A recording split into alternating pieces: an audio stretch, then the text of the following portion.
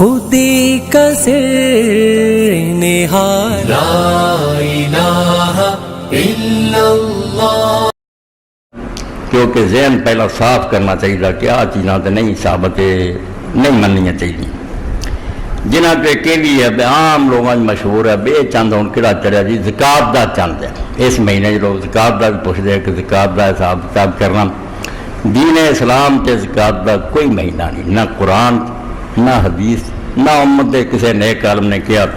اے میں 133 صفحے تو پڑھ رہا ہوں. ومن احکام رجب اخراج الزکات قال ابن رجب لا اصل لذلك في السنة ولا عرف عن احد من السلف.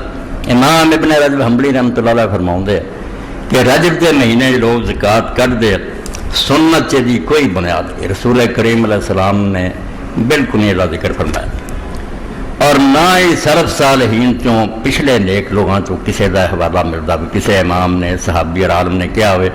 اس تو یہ جڑا کہنے لوگ بھی یہ زکات دا چند ہے یہ بھی بے اصل گل ہے. یہ دین کوئی حقیقت نہیں نہ یہ کوئی دلیل ہے. نال اس مہینے دے اندر بہت ساریاں نمازاں بہت سارے نفل انہاں دا بھی ذکر کیتا. لوگوں نے دسیا بھی پہلی رات دے اندر ہی دعاواں اگر کیتیاں جان تو قبول ہوندیاں، اور ذکر کرنے والے بھی کوئی معمولی آدمی نہیں. حضرت شیخ عبدالقادر جیلانی رحمۃ اللہ علیہ غنیات بیان فرمایا، مگر یہ 135 صفحے تے فرماؤندے وقد ذکر الشیخ الجیلی فی الغنیۃ الادیۃ الماثورۃ فی اول لیلۃ من رجب کہ شیخ جیلانی رحمۃ اللہ علیہ نے اپنی کتاب غنیت بہت ساری دعاواں دسیاں کہ حدیث چاہدیاں پہلی رات وذاکر ایذن فی تستجاب الدعوہ، اور یہ بھی کیا بے دعاواں قبول ہوندیاں. وذاکر ایذن الصلاۃ الواردۃ فی نماز بھی دسی ہے کہ پہلی جمعرات نو پڑھو ہے نا دنات پڑھو. وقت الصوم فی روزے بھی دسے. لیکن لا یصح منہا شیء ایک بھی انہاں دعاواں چوں یا نمازاں چوں صحیح نہیں ثابت نہیں. اخبار رسالے تسی دیکھنے تو بہت پھر چھاپ دیں کیا بھی روایت آئی ہے وہ آئی نو کی کرنا ثابت نہیں. بل راحت الوضع لاحت کما رائق فارا مل وزنا ممارسہ بحاظ شان. آندھے جنہوں معمولی بھی ماسنا علم حدیث دا جانتا بھئی صحیح نہ ہونا دے کجا رہا بناوٹی ہون دیا نشانیاں ہوتے صاف نظر آؤں کہ من کرت گلا بناوٹی. ہوں حیران نہیں ہونا کئی لوگوں کے دل میں چوٹ لگتی نا کتنے بڑے بزرگ ہیں انہوں نے لکھیاں تسی آندے صحیح نہیں. لکل فن رجال ہر کام کر لی اللہ نے بندے وکھرے وکھرے بنائے. یہ صوفیاء کرام دا گروہ اللہ انہوں تے رحمت کرے ساڑھے سراں دے تاج ہے.